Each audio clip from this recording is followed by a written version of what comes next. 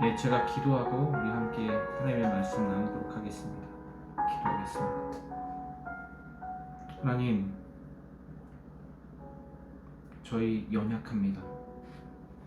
한없이 부족합니다.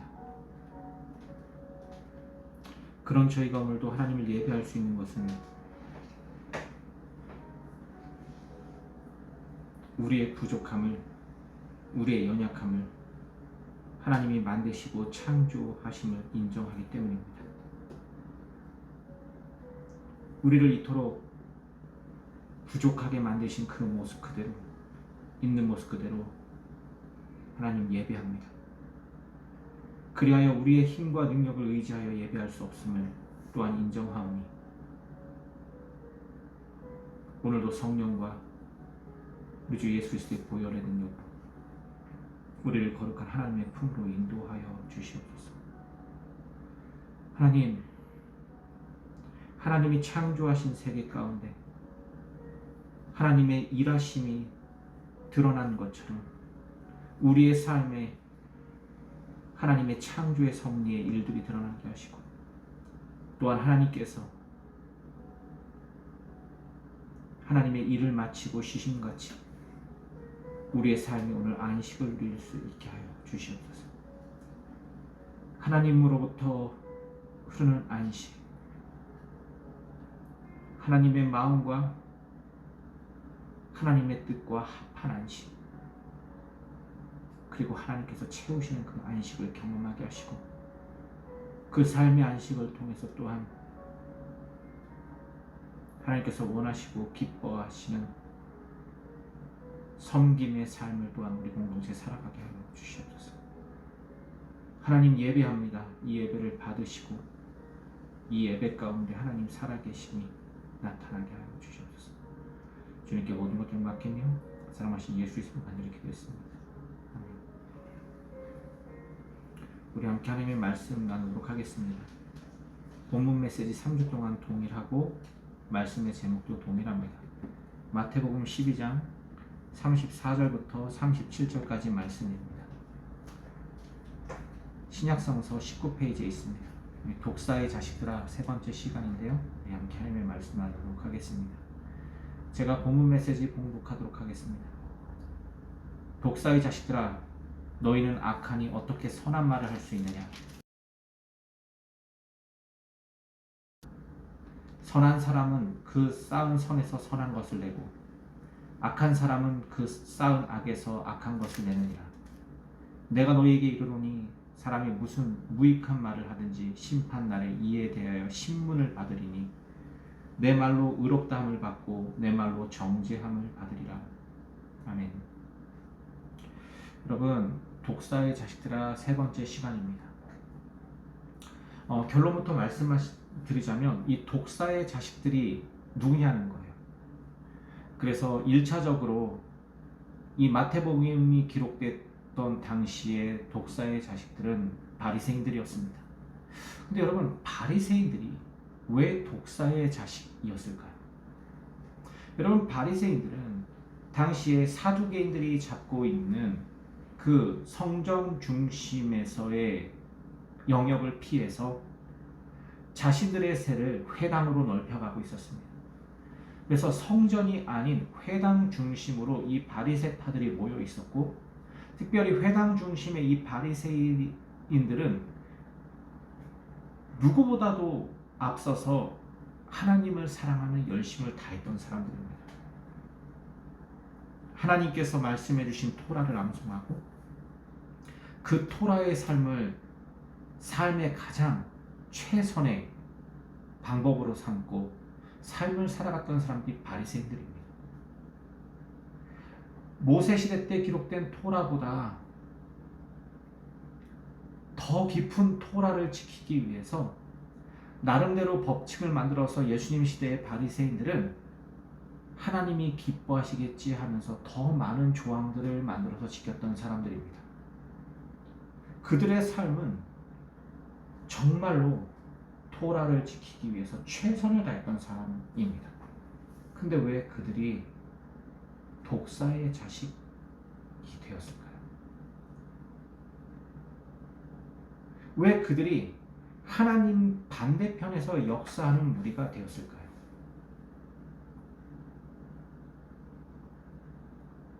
왜 하나님의 아들이신 예수님은 이 바리새인들을 이토록 질책하시는 것일까요? 그리고 그렇게 하나님을 사랑한다라는 이 바리새인들은 왜 예수님을 알아보지 못했을까요? 너무 애석합니다. 매일매일 말씀을 묵상하고 말씀대로 살기 위해서 몸부림치는 이들이 전혀 메시아를 알아보지 못하는 것입니다. 그리고 오히려 그 메시아를 귀신의 세력, 사단의 세력으로 몰아서 지금 죽이려고 하고 있습니다. 도대체 왜 바리새인들은 이렇게 된 것일까요? 그리고 그런 바리새인들을 향해서 예수님은 독사의 자식들아라고 했죠. 바리새인들은 지극히 하나님을 사랑하는 사람들이었지만 이 바리새인들은 이웃을 사랑하지 않았습니다. 내 이웃이 누구냐? 여러분들의 이웃은 누구십니까? 내 가족? 조금 더 나가면 내 친척들? 조금 더 나가면 일가 친척들? 여러분들이 생각하는 가족은 누구예요? 여러분이 생각하는 이웃은 누구입니까? 여러분, 하나님을 사랑한다고 하면서 하나님이 만드신 세상을 사랑하지 않는다면 이보다 더 큰 모순은 없습니다. 하나님이 세상을 이처럼 사랑하사 독생자를 보내셨어요. 나만 사랑한 것이 아니라 하나님은 하나님이 창조하신 창조 세계를 사랑하셨습니다. 그래서 그 창조 세계를 구원하기 위해 독생자를 보내셨다는 거예요. 근데 여러분 생각에 이웃은 누구입니까? 바리새인들이 예수님께 이렇게 큰 질책, 독사의 자식아! 라고 이렇게 엄청난 책망을 받는 이유는 그들이 하나님을 사랑했지만 그들이 이웃을 사랑하지 않았기 때문입니다.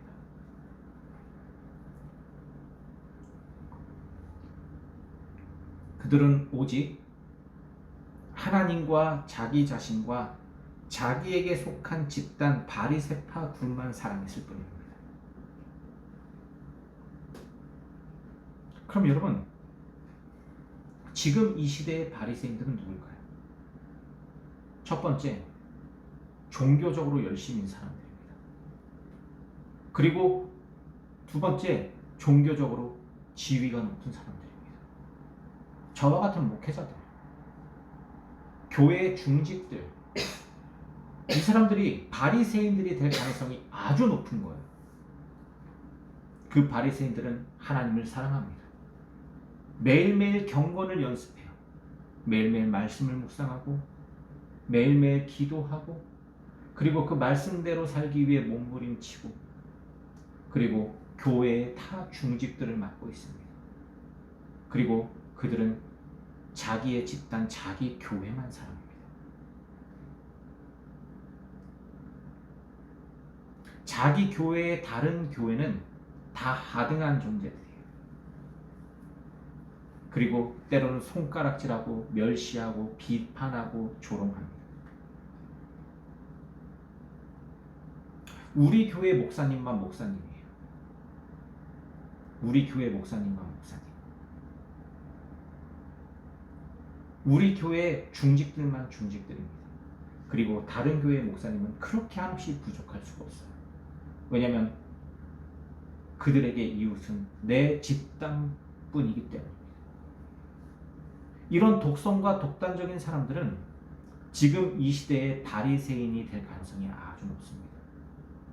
그들은 예수님을 믿는다고 하면서 예수님을 주와 그리스도라고 고백하면서 예수님이 사랑하시는 또 다른 이웃들을 품어낼 수 있는 마음이 없습니다.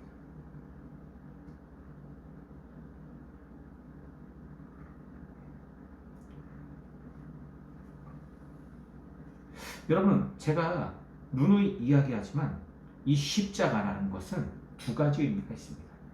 예수님이 짊어지신 십자가는 첫 번째 하나님을 향한 사랑이었습니다.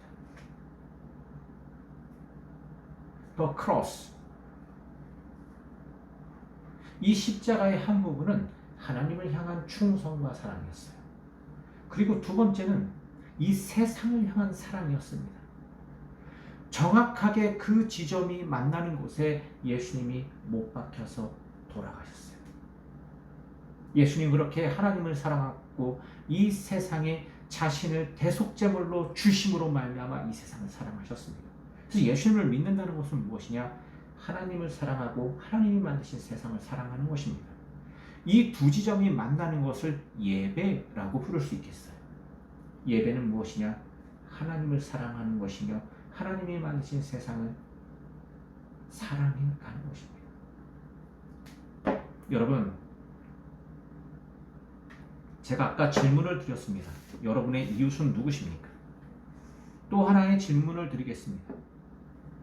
여러분에게 세상은 어디까지입니까? 하나님이 세상을 만들고 창조하셨잖아요. 그러면 여러분들이 생각하는 세상은 어디까지예요? 잘 나가면 인간 세계겠죠. 인간, 소외된 아픈 사람들을 섬기고 소외된 사람들을 어루만져주고 그들과 함께 삶을 공유하고. 근데 여러분, 구약 성서는 하나님이 해와 달과 별을 창조하시고 저 산들을 창조하시고 바다를 놓으시고 온 세상의 모든 피조세계 티끌마저도 다 하나님이 창조하셨다라고 분명하게 고백해주고 있습니다. 즉 세상을 사랑한다는 것은 인간 세계를 넘어서 하나님이 창조하신 아주 작은 피조세계마저도 사랑할 줄 아는 것이에요. 여러분, 오늘 피었다 지는 들풀을 바라보시고 경탄과 감사를 해보신 적 있으십니까? 하나님이 만드신 작은 곤충들을 보면서 경이로움을 표현해 보신 적이 있습니까? 구약시대의 지혜서는 개미에게서 배우라 라는 이야기까지 우리들에게 들려줍니다. 그 작은 개미를 보면서 경이로움을 여러분 생각해 보신 적이 있습니까?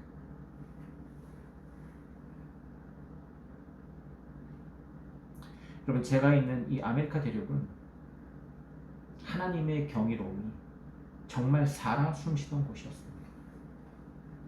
자유로운 버팔로 떼들이 막 기후와 철을 따라 이동을 하고 이 계곡마다 가을이 되면 수많은 연어들이 올라가서 산란하냐고 그 계곡마다 정말 장관이었습니다. 얼마 전에 제임스 할아버지를 만났어요. 제임스 할아버지가 자기가 어린 시절에는 이 앞에 냇가에 가을철이 되면은 냇가가 전부 다 붉은색으로 물들었대요. 이 코캔이라는 연어들이 올라와서 산란을 하는데 그냥 그 자갈밭이 전부 다 그냥 다홍빛으로 물이 들었다고 합니다. 그리고 그 코캔이가 난 알들이 얼마나 아름다웠는지 그냥 개울 전체가 그 알로 덮여 있었대요. 바로 요 앞에 계곡이. 근데 지금은 다 사라졌답니다. 왜? Why? 인간 때문에. 인간 때문에. 인간의 욕심과 탐욕 때문에. 인간의 편리함을 위해서. 여러분 잘 들어보세요. 하나님이 인간을 왜 창조하셨습니까? 아니 하나님께서 마지막 날 그 6일째 인간 창조 안 하셔도 됐어요. 그리고 인간 창조 안 하시고 그냥 하나님께서 창조 세계를 지켜가셨다면 훨씬 더 아름다웠을 것입니다. 그리고 하나님 뜻대로 이 모든 자연 세계는 정말 조화롭고 아름답게 경이롭게 그렇게 보존이 됐을 거예요. 근데 인간 창조가 하나님이 만드신 세상을 온들이 완전히 그냥 엉망진창으로 만들어놨습니다. 나만 잘 먹고 잘 사는데 가진 자들은 더 가지려고 하고 온갖 욕심과 탐욕으로 인간들은 서로 그렇게 살아갔습니다. 왜? Why? 하나님께서 인간을 창조하신 목적은 아주 분명해요. 생육하고 번성하여 땅을 다스리고 충만케 하라는 거예요. 이 충만케 하다라는 것은 하나님이 만드신 세계를 하나님 뜻대로 가꾸라는 이야기입니다. 근데 인간은 이 충만하게 해야 될 세상에 욕심과 탐욕으로 이 충만을 무너뜨리고 황폐하게 했습니다. 하나님의 고유 영역인 선악을 지고 흔들고 하나님의 고유 영역인 생명마저도 인간은 탐하고 그렇게 탐해서 하나님과 점점점 멀어졌습니다. 하나님께서 인간을 창조하신 이유는 단 하나예요. 하나님의 형상이 되라는 것이었습니다. 하나님의 형상이 되라는 거예요. 여러분, 인간은 죄인으로부터 절대로 시작하지 않습니다. 모든 사람이 죄를 범하였으며 하나님의 영광에 이르지 못하더니 이거는 두 번째 문제예요. 인간은 원래 창조 목적이 하나님의 형상이었습니다. 그래서 하나님이 인간을 창조하신 거예요. 하나님의 형상을 담아 하나님의 르하우, 하나님의 성령을 공급하시면서 인간을 창조하신 목적과 이유가 무엇이냐? 하나님의 형상이 되라는 것입니다. 여러분, 자녀를 왜 낳습니까? 여러분들은 자녀가 어쩌다 그냥 생긴 거예요? 아무 비전 없습니까? 소망 없습니까? 그냥 어떻게 살다 보니 결혼하고 뭐 애 낳고 살다 이렇게 산 거예요? 저는 여러분, 혜성이 혜연이를 낳은 목적이 분명히 있습니다. 그리고 이 아이들에게 이름을 줘준 그 정체성과 목적이 분명해요. 하나님의 형상이 되는 것입니다. 너희들이 하나님의 형상으로 이 땅에 왔다라는 것입니다. 캐나다에서 혜진이를 만나서 혜진이 이름을 지으면서도 제가 혜진이에게 그 정체성을 분명하게 했습니다. 하나님의 형상이라는 거예요. 죄인 이전에 인간은 분명히 하나님의 형상으로 창조되었습니다. 그리고 그 하나님의 형상인 인간은 하나님의 형상으로서 세상에 존재해서 하나님이 만드신 세상을 가꾸고 보존하고 지키고 충만케 해야 했습니다. 근데 인간은 하나님처럼 되려 있습니다. 피조물인 인간이 강건해야 백수도 누리지 못하는 이 인간이 하나님처럼 되고 싶었습니다. 그 교만은 선악과를 침범했습니다. 여러분, 선과 악을 알게 하는 과실이라는 의미는 하나님의 고유 영역 중에 하나가 선악이라는 것입니다. 지금 여러분, 완전히 상대주의를 살고 있는 이 세상은 선의 상대성 때문에 진짜 전쟁이 일어납니다. 선이라는 게 완전히 상대적이에요. 예전에는 그나마 선의 교집합이라도 어느 정도 찾을 수가 있었습니다. 근데 지금은 이 사람들이 이야기하는 선이라는 것을 들어보면 다 자기중심적이에요. 나만의 선. 나는 선하다라고 생각하지만 내가 미워하는 저 악한 사람은 평생 악이에요. 용서도 없고 거룩함도 없고 하나님의 형상도 없습니다. 왜 그렇게 욕심이 많고 생각이 왜 이렇게 짧고 못났는지 나 자신밖에 몰라요. 나 자신만을 위해서 살아갑니다. 내가 하는 건 다 맞아요. 내가 하는 것은 다 옳고 내가 하는 것은 다 선이에요. 그들의 모습 속에 하나님의 형상은 없습니다. 하나님은 오늘도 선인과 악인 모두에게 따뜻한 햇살을 비춰주십니다. 그 이유가 무엇일까요? 왜 지금 당장 심판하지 않고 하나님은 오늘도 이 죄악각한 세상 속에 오늘도 하나님은 우리의 생명을 연장해 주시는 걸까요? 아주 간단한 것은 하나입니다. 우리가 더욱더 하나님의 형상이 되길 하나님은 기대하시고 기다리시는 것입니다. 그리고 하나님의 형상인 사람들을 통해서 또 다른 누군가가 하나님의 형상이 되길 원합니다. 예수님이 그리 하셨던 것처럼. 그러나 예수님 시대의 바리새인들은 하나님을 너무 사랑한 나머지 이웃 사랑을 포기했습니다. 이웃들을 정죄하고 비판하고 손가락질하고 조롱하고 멸시하고 천대하고 더 나아가서 예수님을 죽이려고 하는 이들. 이 바리새인들이 누굽니까? 저와 여러분들입니다. 그래서 제가 지금 이 본문을 넘어갈 수가 없습니다. 독사의 자식들. 예수님 믿는다고 하면서 예수님 앞에 관심도 없잖아요. 여러분들이 정말 예수님 앞에 관심 있습니까? 예수님이 생명을 소중하게 여기고 사랑하신 것처럼 여러분들이 그렇게 살고 계십니까? 나밖에 모르잖아요. 나만 잘 먹고 잘 살면 되잖아요. 나만 기쁘면 되잖아요. 내가 기쁠 때 누군가는 학대당하고 누군가는 멸시천재 당해도 아무렇지도 않잖아요. 나만 즐거우면 되니까. 내 아픔은 그렇게 뼈저리게 느끼면서 남의 아픔은 요만큼도 공감 안 하잖아요. 그게 독사의 자식입니다. 맨날 예배당 나와서 교회 나와서 신앙생활 열심히 한다고 그러면서 그 안에 악독함이 가득하잖아요. 손가락질과 비난과 저주가 가득하잖아요. 독사의 자식입니다. 여러분 예수님 믿는 거 누군가는 쉽다고 합니다. 그냥 입으로 예수님을 믿고 마음으로 받아들이면 끝이라고 이야기하는데 말도 안 되는 소리입니다. 입으로 예수님을 시인하고 마음으로 받아들인 사람은 예수님을 따라가야 해요. 따름이 없는데 어떻게 예수님을 믿는 것입니까?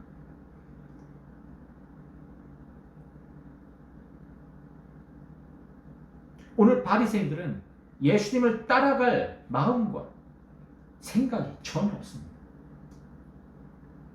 전혀 없어요. 왜? 예수님이 하시는 이웃사랑이 너무 싫은 것입니다. 짜증나는 거예요. 예수님이 걸어가시는 그 십자가의 길이 너무 싫어요.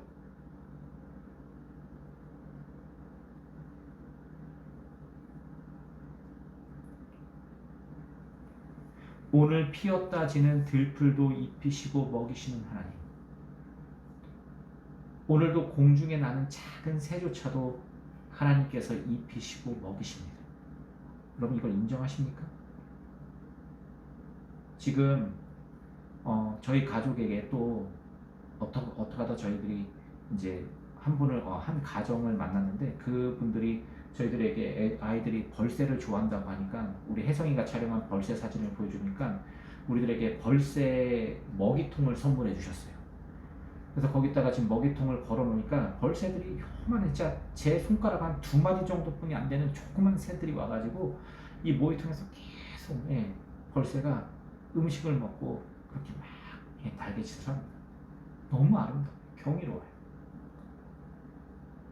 너무 경이롭습니다.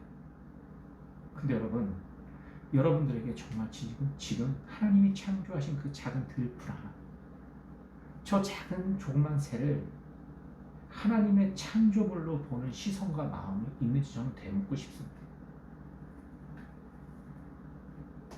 오늘도 돈 하다 끝나지 않으셨어요? 아니 오늘도 나 하다 끝나지 않으셨습니까? 기껏해야 내 새끼 하다 끝나지 않았어요? 여러분의 일주일을 돌아보십시오. 진짜 하나님이 창조하신 세상을 얼마나 경이롭게 생각하고 사랑했는지.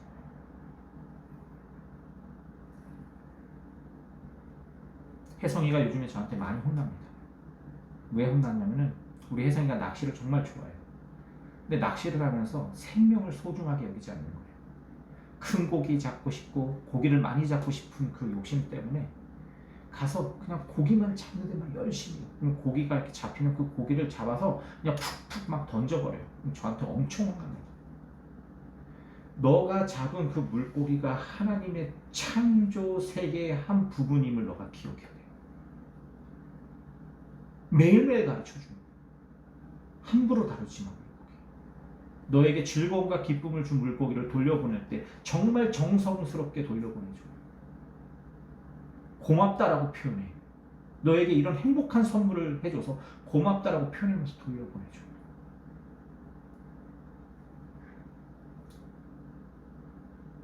사랑하는 성도 여러분, 여러분의 이웃의 경계는 어디까지입니까? 얼마 전에 제가 이명성 목사님에게 온 그 영상과 편지를 여러분들에게 다 보내드렸습니다. 우리 이명성 목사님이 그 북한 탈북자들, 이름도 모르고 알 수 없는 사람들 살려내겠다고 정말 엄청나게 고생하시거든요. 진짜 엄청나게 고생합니다. 이름도 모르고 알 수도 없는 한 사람 구원하기 위해서 그 탈북자들 데리고 오냐고 진짜 엄청 고생을 해요. 그리고 여러분, 알게 모르게 저도 거기에 굉장히 많은 협력들을 하고 있습니다. 그 자세한 이야기는 제가 다 할 수가 없어요. 왜냐면 여러분들이 그 사랑의 깊이에 도달해야지 제가 이야기해 드릴 수 있습니다. 이게 쇼가 아니거든요. 현실이거든요. 한 영혼을 온 천하보다 사랑하는 것, 아니 나처럼 사랑하는 것, 이거 쉬운 일 아닙니다. 예배가 무엇이냐고요, 여러분? 벌써 왔어요? 네, 제가 얘기하니까 또 벌새들이 나와서 또 모이통에서 막 뭘 먹나 봐요. 너무 경이롭죠? 조그만 벌새가 이렇게 먹는 게. 사랑하는 성도 여러분, 예배는 첫 번째 하나님을 사랑하는 것입니다. 그리고 그 하나님의 마음을 알아서 하나님이 세상을 이처럼 사랑하신 같이 우리도 세상을 사랑하는 것입니다. 제가 다시 질문하겠습니다. 여러분들은 생각하는 이웃과 세상은 어디까지입니까?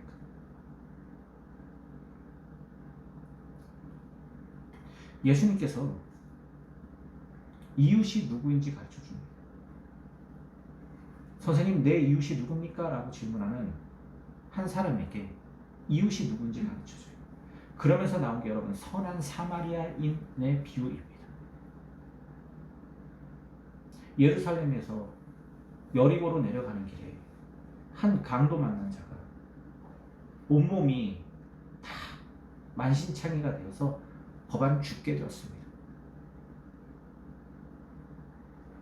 봤을 때 그냥 죽은 사람 같아요. 온몸에 피투성했겠죠. 두들겨 맞아서. 모든 건 다 뺏기. 여러분, 그런 사람들을, 그 사람을 처음에 이 레위인이 가다 봤습니다. 레위인이 가다 보면서, 레위인 성직자 아니에요. 성직자. 그죠? 당시의 성직자들. 이 레위인이 보고 그냥 지나갑니다. 왠 줄 아세요? 하나님을 사랑하기 때문입니다. 하나님이 가르쳐 주신 그 레위인의 법도를 어길 수가 없어요. 레위인들, 제사장들은 절대로 시체를 만지면 안 되거든요. 근데 거반 죽었다는 것은 아직 시체는 아니거든요. 근데 시체라고 생각하는 거예요. 왜요? 그래야지 내가 하나님 앞에 정결해질 수 있어요. 자신들의 그냥 묵상이죠. 어리석은 묵상. 내 정도를 지키기 위해서, 하나님이 주신 그 법도를 지키기 위해서 저 시체에게 가까이 가면 안 돼. 전 시체일 거야 라고 생각하는 거예요. 제사장도 그랬습니다. 똑같이. 이들에게는 이웃을 사랑하고 싶은 마음보다는 자신이 만들어 놓은 하나님 사랑이 더 중요했습니다. 만지고 싶지도 않고 보고 싶지도 않은 거예요. 그리고 저것은 시체야 라고 생각하는 거예요. 왜요? 그래야지 내가 하나님께 더 온전히 설 수 있다라고 착각하는 거거든요. 지금도 똑같지 않습니까, 여러분? 세상에 소외되고 아프고 나랑 다른 생각이나 다른 이데올로기를 가진 사람들, 다른 종교를 가진 사람들 어떻게 해야 합니까? 저건 시체야. 아우, 저거 더러워.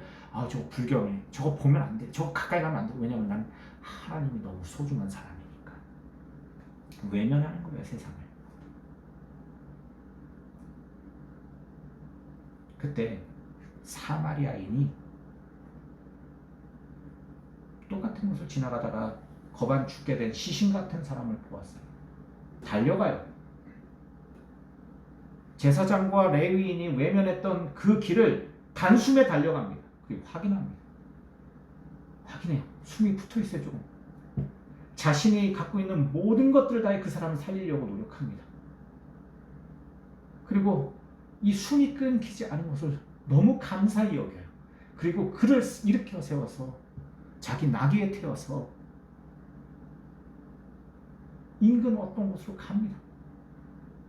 그리고 자신의 모든 것을 들여서 이 사람 좀 살려달라고 합니다. 그리고 이 사람은 빨리 길을 떠나야 돼요. 왜냐하면 이 사람을 돌볼 더 큰 재정을 가지고 와야 되거든요.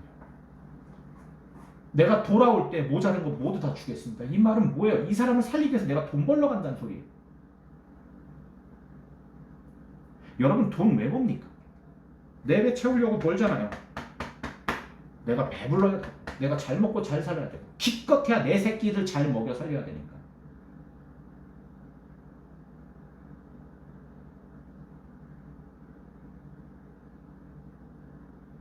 여러분, 그 정도 수준으로 예수 못 믿습니다. 예수님이 걸어가신 길은 십자가의 길이에요. 정말 척박하고 찾는 사람이 없고 정말 좁은 길입니다. 그런 태도와 마음으로 우리가 과연 예수님 따라갈 수 있을까요? 그냥 독사의 자식일 뿐입니다. 제가 여러분께 분명히 말씀드렸습니다. 한 1년 전부터 말씀드렸어요. 마태복음 10장쯤 가면 넘어가기 굉장히 어려운 고비들이 있습니다. 특별히 12장부터는 정말 이제 십자가의 길을 따라갈까 말까 우리가 정말 고민해야 되는 그 지점이 옵니다. 사점이 옵니다. 임계점이 옵니다. 제가 분명히 말씀드렸습니다. 따라가든지 포기하든지 그 지점이 옵니다. 저희가 드디어 마태복음 강의 4년 만에 그 4점에 도달했습니다. 독사의 자식들. 여러분, 이거 넘어서야지 우리가 예수님의 제자의 길을 갈 수 있는 것입니다.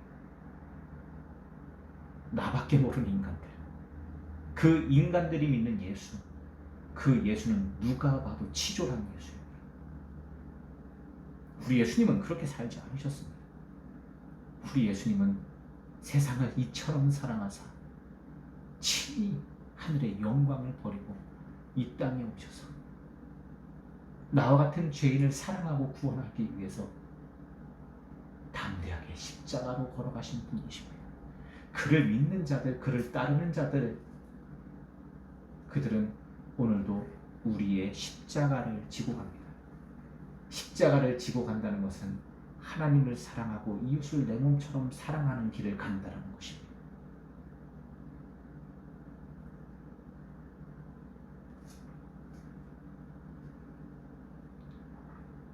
선한 사마리아인의 비유. 그리고 예수님은 그렇게 경건한, 그렇게 하나님을 사랑하는 그에게 질문합니다. 이 가운데 이 강도 만난 자의 이웃이 누구냐? 대답할 수밖에 없습니다. 사마리아 사람입니다. 너도 그처럼 행하라. 이게 예배예요. 어느 순간 예배가 완전히 변질됐습니다. 찬양하고 기도하고 불러 하면 그게 예배라고 착각해요, 사람들이. 그것은 여러분 이방 종교에도 다 있는 것입니다. 왜 기독교의 예배가 이렇게 변질된지 아십니까, 여러분? 원래 기독교는, 이 그리스도인들은 박해받는 자들이었습니다. AD 49년 글라우디오 침년, AD 70년 티토스 장군의 예루살렘 항마, 그리고 그 60년대부터 점차적으로 있었던 박해들, 그리고 90년대 들어가서 도미티아누스 황제 때의 엄청난 기독교 박해, 그 박해는 AD 300년까지 계속됐습니다. 그러니까 300년 동안 이 기독교인들은 지속적으로 박해를 받았어요. 그 박해 가운데서도 지속적으로 자신을 구원하신 예수님을 사랑했습니다. 그리고 예수님을 따라가는 삶을 살았습니다. 그 박해 가운데도 자신을 박해하는 사람들을 사랑하며 품며 살아갔습니다. 그게 우리의 믿음의 선배들의 모습이고 그때 기록된 메시지가 바로 이 마태복음 메시지입니다. 박해 때에 탄생한 메시지. 2000년이 지난 지금 그 메시지를 이방인 중에 이방인인 저와 여러분이 묵상하고 함께 나누고 있습니다.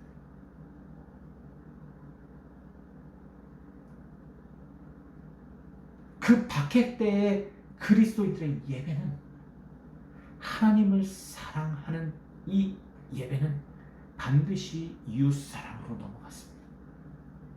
내가 죽어도 누군가를 살려놓고 죽어야 하는 예배였습니다. 지금 여러분 박해가 뭡니까? 아우, 저 집사가 날 힘들게 해요. 아우, 저 성도가, 아우, 저 사람이 날 너무 힘들게. 이게 박해인 줄 아시죠? 여러분, 우리가 묵상하는 마태복음 시대에는 진짜 로마에 의해서, 유대인들에 의해서 그리스도인들이 매맞고 죽임을 당했어요. 그럼에도 불구하고 자기를 죽이는 그들을 붙잡고 생명의 주 예수께서 당신을 사랑하십니다라고 고백했던 것이 우리 1세기 믿음의 성도들의, 선진들의, 선배들의 신앙생활 예배였습니다. 이때 북치고 장구치고 예수님 찬양, 예수님 찬양 하면 다 죽는 거예요. 지금 현대의 교회들이 하는 이 짓을 이 1세기 때 한다? 큰일 나는 겁니다.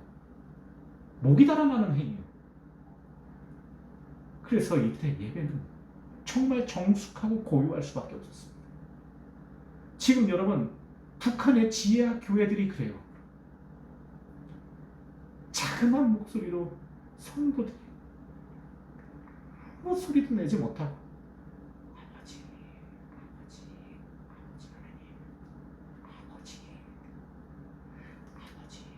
그 북한의 지하 교회 성도들이 남한 교회들을 위해서 기도합니다. 물질과 만몬에 완전히 휩싸인 저 남한 교회들이 진짜 하나님의 사랑을 알게 해주십시오. 기도합니다.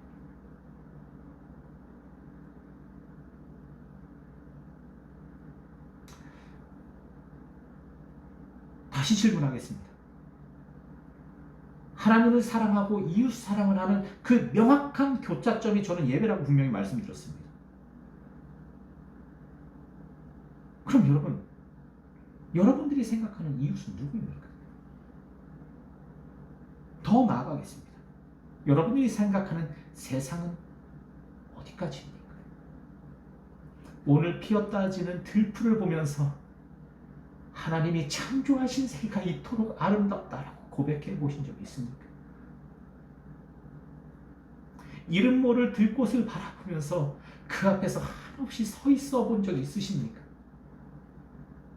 하나님이 만드신 공중의 새의 그 날갯짓을 보면서 하나님의 세계가 정말 경이롭다 경탄해 보신 적이 있습니까?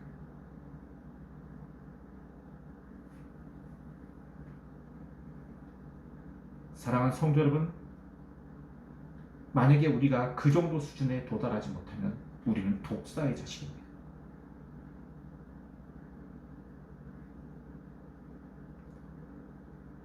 우리는 결코 하나님을 예배할 수 없는 자입니다. 그냥 바리새인들처럼 살다가 죽는 것입니다. 나는 이 정도면 구원받았고, 예수 잘 믿었고, 이 정도면 내가 한 건 했지. 독사의 자식입니다. 오늘도 진짜 예수님을 아는 사람들은 이웃 사랑하다 오늘도 눈물을 흘릴 수밖에 없습니다. 이웃을 내 몸처럼 사랑하고 품다가 하나님은 눈물을 흘릴 수밖에 없습니다. 예수님께서 그 예루살렘을 보시고 예루살렘아 예루살렘아 암탉이 제 새끼를 품듯이 내가 너를 품었던 것이 한두 번이냐. 한없이 흘렸던 그 눈물을 함께 흘릴 수밖에 없습니다.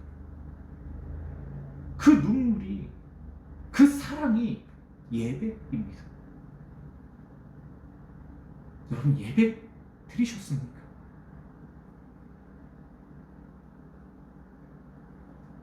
우리 이제 모두 예배하는 자 되어 영과 진리로 주를 예배하죠. 여러분, 예수님이 이 땅에 오셔서 어떻게 예배하셨습니까? 예수님께서 이 땅에 오셔서 아름다운 건물, 성전 건축, 예배당 건축하셨습니까?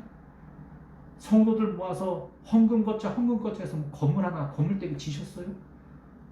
아니, 그런 거 하나 없어요, 여러분. 예수님 그런 오히려 그 당시 있었던 화려한 솔로몬의 성전보다 더 큰 헤롯의 성전을 허물어뜨리셨습니다. 성전 청결이 아니라 척결이에요. AD 70년 티투스 장군에 의해서 그것은 완전히 무너졌고 지금도 재건축되지 않습니다. 그리고 예수님 분명히 헐어버려라. 솔로몬 성전도 헐어버려라. 근데 여러분, 왜 기독교의 예배가 예배당 짓고 모이는 곳이 되어버렸을까요? 그것은 바로 AD 313년 콘스탄틴 대제에 의해서 기독교가 로마의 한 종교로 인정되면서부터였습니다. 그리고 이 교황청과 로마의 귀족들은 다신을 버리고 기독교를 유일한 신으로 섬겨요. 예수님을. 그러면서 자신들이 갖고 있었던 그 로마 그리스 사상의 다신교적인 생각과 템플들을 그대로 기독교 사상에다 집어넣습니다. 이제 그렇게 1세기에 박해받던 교회는 왕의 종교가 돼요. 이때부터 교회는 급속하게 타락합니다. 왕들은 자신의 선조보다 더 큰 예배당을 짓기 위해서 혈투를 벌입니다. 그게 업적이 돼야 되는 거예요. 예배당 짓는 게. 그리고 그 예배당을 짓기 위해서 수많은 국민들의 혈세를, 노동력을 착취합니다. 그리고 몇천 년이 지난 그 돌덩이들을 유지하냐고 지금도 애를 먹고 있습니다. 제가 러시아 이삭 성당, 정말 아름답고 보석으로 완벽하게 치장된 이삭 성당에 직접 갔다 왔습니다. 저를 인도하신 선교사님은 이렇게 표현했어요. 이게 무슨 교회야, 이게. 돌덩이지. 하나님을 사랑하는 사랑이 없고 예배자들의 모임이 없고 하나님을 경외하고 이웃을 사랑하기 위해서 자신을 헌신하는 성도들이 없는 이게 무슨 교회야. 그냥 돌덩이지. 지금 러시아는 그 화려한 성전들을 유지하기 위해서 엄청난 국고를 소비합니다. 러시아뿐만입니까? 한국 교회는 어떻습니까? 기껏해야 내 교회 사람. 내 교회만 내 이웃이에요. 다른 교회는 그거는 진리에서 벗어났어. 우리 교단이, 내 교회가 최고래요. 최고.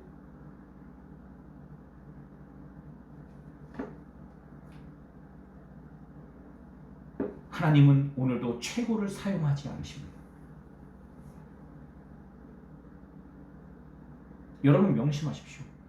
하나님은 오늘도 최고를 사용하지 않으십니다. 그 최고를 다 허물어 놓습니다. 이게 하나님의 방법입니다. 그것이 바로 바벨탑의 교훈이에요. 인간이 쌓아 올린 그 교만의 바벨탑을 하나님은 다 송두리째 쓸어버리십니다. 오늘도 하나님은 낮은 자를 사용하십니다. 한없이 낮은 자들을 불러 모아서 그들을 하나님의 사람 되게 하십니다. 약할 때 오히려 강한 되시는 하나님께서는 약한 자들을 사용하십니다. 근데 그 약함은 헐벗고 가난하고 빈곤한 것이 아니라 내가 하나님 앞에 이토록 부족한 존재라고 겸손하게 엎드리는 약함을 하나님은 지켜보신다는 것입니다. 여러분, 지금 이 시대도 예수님 시대처럼 독사의 자식들이 난무하는 시대입니다.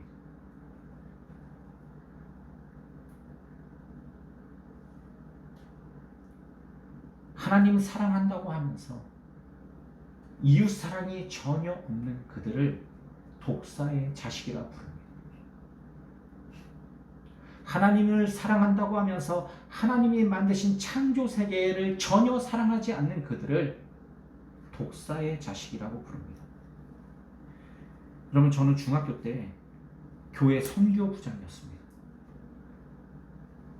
그러면서 그 당시에 이명성 목사님이 담당하셨던 희년 선교회를 저희 교회 공동체가 도왔습니다. 희년 선교회는 당시에 외국인 노동자, 이주 노동자들을 돕는 그런 공동체였습니다. 그곳에 필리핀에서 온 델핀이라는 분이 계셨는데,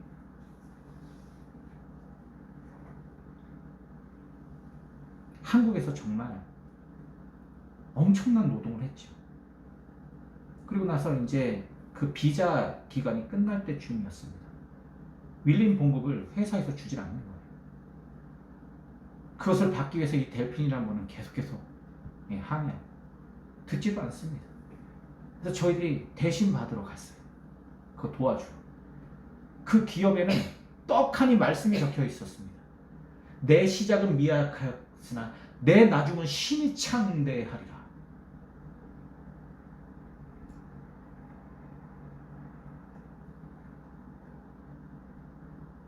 자기밖에 몰라요. 나만 창대해지면 돼요. 그리고 내가 왕이에요. 그 회사에. 내가 기업주예요. 그리고 거기 밑에서 일하는 노동자들은 정말 열악한 상황 속에 있어요. 그리고 난 예수 믿고 하나님 믿는 사람이에요. 하나님이 날 창대하게 해줄 거예요. 너무 마음이 아팠습니다. 그리고 그렇게 오랜 시간 동안 이제 제가 뭐 이런 일을 하냐고, 이런저런 일을 하냐고 이명선 목사님하고는 좀 이렇게 가깝게 지내지 못했습니다. 근데 신학교에서 그분이 교수님으로 오시는 거예요. 다시 만났습니다. 깜짝 놀랐어요. 세야, 라오스 좀 가져라. 라오스에서 우리 탈북자들 데리고 와야 되는데 라오스 좀 가져라. 예, 바로 가겠습니다.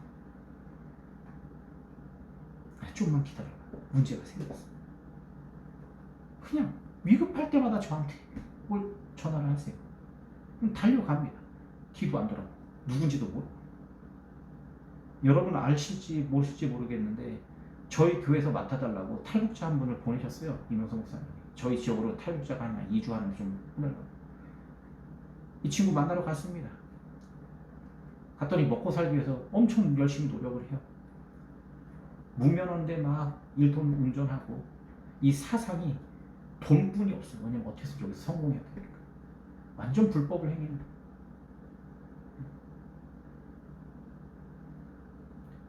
근데 알게 모르게 그분을 저희 다 품었습니다. 왜요? 왜 그렇게 해야 되냐고. 왜?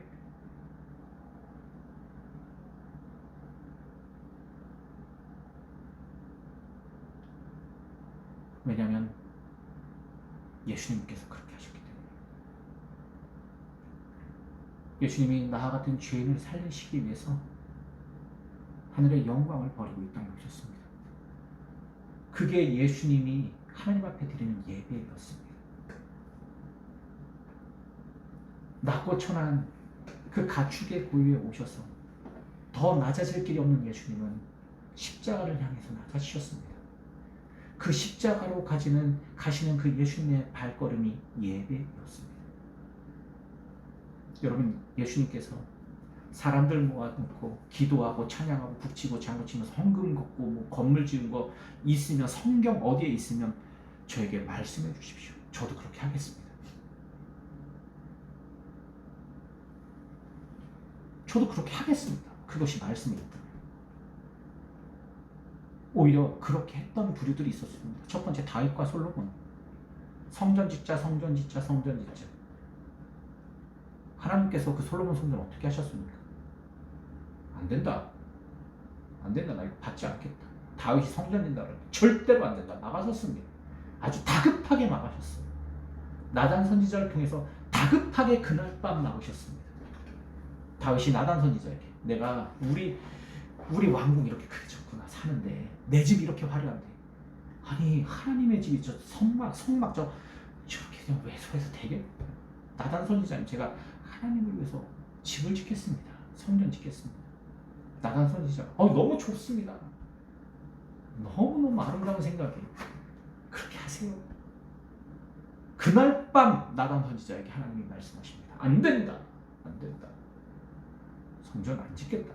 안 된다. 나는 그런 인간이 짓는 곳에 거하는 존재가 아니다. 모든 것이 내 발등상이고 내가 만든 창조세계다.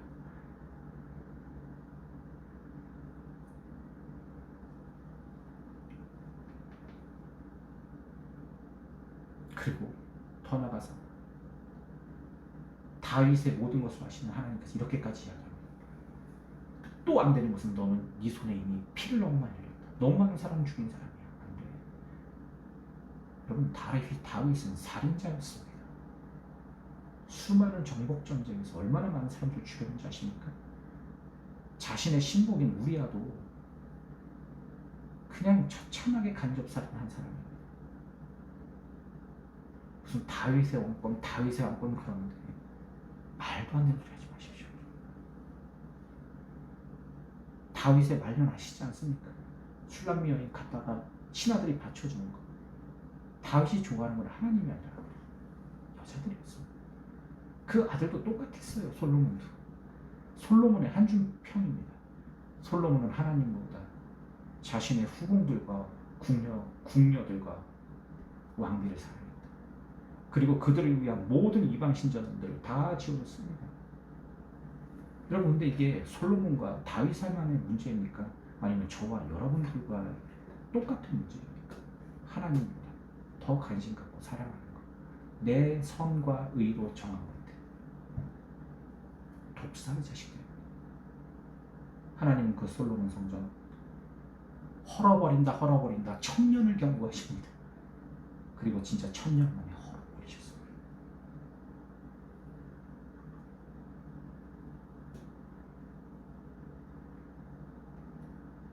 여러분, 성서에는 분명히 성전이 무너지고 헐어지는 역사가 가득합니다. 사람이 만든 그 우상과 같은 성전은 다 무너졌습니다. 그러면 하나님이 세우신 교회는요, 하나님을 진심으로 사랑하고 이웃을 진심으로 사랑하는 성도들의 삶 가운데 하나님이 세우신 것입니다. 즉, 성전은 사람이 세우는 것이 아니라 하나님이 세우시는 것입니다.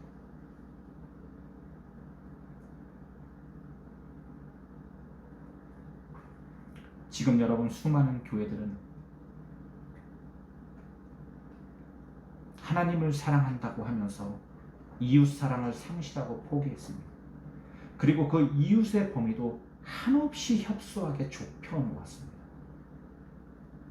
그들의 모습 속에서 하나님의 형상과 하나님의 아름다움과 하나님의 향기로움은 찾아볼 수가 없습니다. 그들의 모습 속에는 독사의 자식과 같은 모습이 가득할 뿐입니다. 근데 여러분, 이 모습이 누구의 모습입니까? 저와 여러분들의 모습일 수 있다는 것입니다. 제가 왜 3주 동안 독사의 자식들을 이렇게 오랫동안 이야기할까요?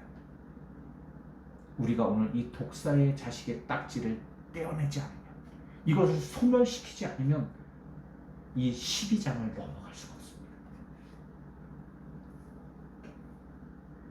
사랑하는 성도 여러분, 그리고 중세 교회는 1000년 동안 4세기부터 14세기를 중세라고 표현하잖아요. 1000년의 역사를. 그 1000년 동안 여러분, 교회마다 교회를 지을 때 교회 밑에 지하 공간에는 고문을 할 수 있는 장소도 함께 만듭니다. 그래서 교회가 교리를 만들어서 그 교리에서 벗어난 인간들은 마녀들, 악녀들, 사탄들, 그래서 그 교회 지하에서 엄청난 고문을 해서 고문당하고 신문하고 죽인 사람들이 여러분 수없이 많습니다.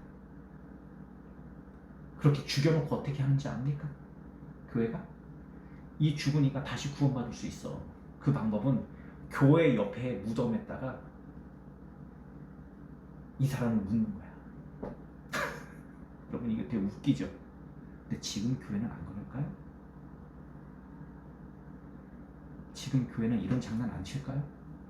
하나님의 말씀과 하나님의 순전함과 우리 예수 그리스도의 보혈과 그 십자가의 도와 걸음을 가르치는 것이 아니라 기복신앙, 아주 저급한, 이미 한국 사회에서도 거의 소멸돼가는 그 기복신앙을 그대로 교회가 답습해서 전하지 않습니까?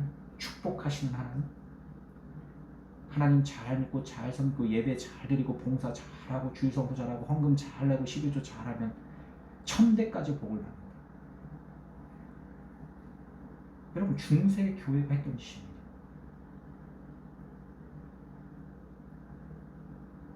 그 수많은 교회들의 수많은 고문실에서 수많은 사람들이 죽어서 그 죽은 자를 다시 구원할 수 있다는 연옥이라는 걸 만들어서 그 가족들과 친척들이 그 죽은 자를 애도하는 곳을 그 교회 옆에다 무덤을 만들어서 짓고, 또 그것을 또 그 당시에 이 여러 가지 무속신앙들과 합쳐져 가지고 얼마나 지저분한 짓들을 많이 하는지 아십니까, 여러분?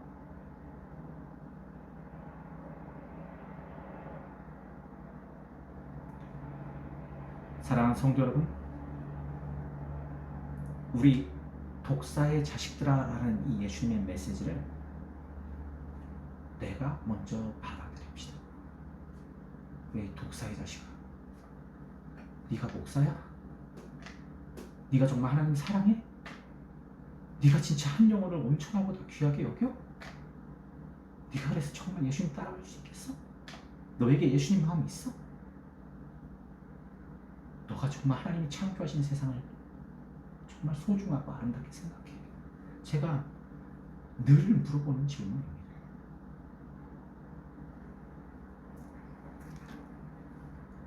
사랑하는 성도 여러분, 구원의 기쁨을 맞이하기 전에 먼저 내가 독사의 자식임을 철저하게 먼저 인정합시다. 그것을 인정하지 못한 구원은 정말 예수님과는 다른 삶을 살게 될 게 뻔하기 때문입니다. 예, 하나님, 저 독사의 자식 맞습니다.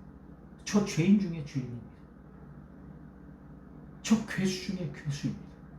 저 음란한 사람 중에 가장 음란한 존재입니다. 거짓과 탐욕에 완전히 휩싸여 있는 사람입니다. 그런 하나님, 이런 나를 위해서 예수님이 정말 십자가를 지셨습니다. 나 같은 죄인을 위해서, 이 죄인을 찾기 위해 예수님께서 정말 이 땅에 오셨습니다. 그러니 이 죄인이 오늘 이 시간 말씀 앞에 독사의 자식아 라는 이 예수님의 이 엄청난 사랑의 메시지를 받아들이오니, 예수님, 제가 오늘 이 시간 독사의 자식이 아닌 하나님의 형상으로 거듭나고 변화되는 시간이 되게 해주십시오. 기도합시다. 이 시간 다 같이 기도하도록 하겠습니다. 이 시간 기도할 때 독사의 자식아 라는 외치는 예수님의 절규, 이 절규와 이 책망은 엄청난 사랑입니다.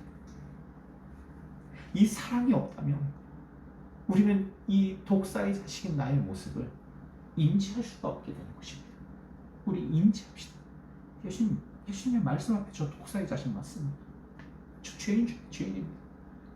그러나 이 죄의 끈을 끊고 이 사탄의 권세를 이기고 우리를 하나님의 백성이 되게 하시는 그 보혈의 능력을 믿사오니, 예수님, 오늘 이 죄인이 하나님의 형상으로 회복되게 하시고 하나님께서 세상을 창조하실 때 원래 사람의 모습으로 거듭나게 해주십시오. 그리고 이제는 우리들의 예배가 우리들의 도치와 우리들의 만족, 우리들의 생각이 아닌 하나님이 가르쳐 주신 방법으로 흘러가는 예배가 되게 해주십시오. 다 같이 기도하도록 하겠습니다. 기도하겠습니다. 사랑하는 하나님, 오늘 말씀 앞에 독사의 자신 여기 있습니다 라고 제일 먼저 고백하며 나아가겠습니다. 하나님, 그러나 분명한 것은 예수 그리스도의 보혈의 능력과 하나님의 사랑과 우리 성령의 이끄심과 위로하심은 이 독사의 자식 같은 저를 하나님의 형상으로 거듭나게 하실 수 있다는 것입니다. 제가 그것을 믿습니다. 하나님, 저희 교회가 그것을 의지하고 믿으며 따라갑니다. 하나님, 우리 교회 비록 반듯한 건물도 없고 하나님을 예배할 수 있는 그런 몸의 장소도 없고, 비록 하나님 저희 교회 공동체에 하나님 이렇게 부족하지만 이 부족함을 아시는 하나님을 신뢰하고 믿고 따라가고 의지하고 오늘 예수 그리스도의 이 십자가의 길과 걸음이 우리의 삶이 될 수 있도록 성령님 이끌어 주시고 인도해 주십시오.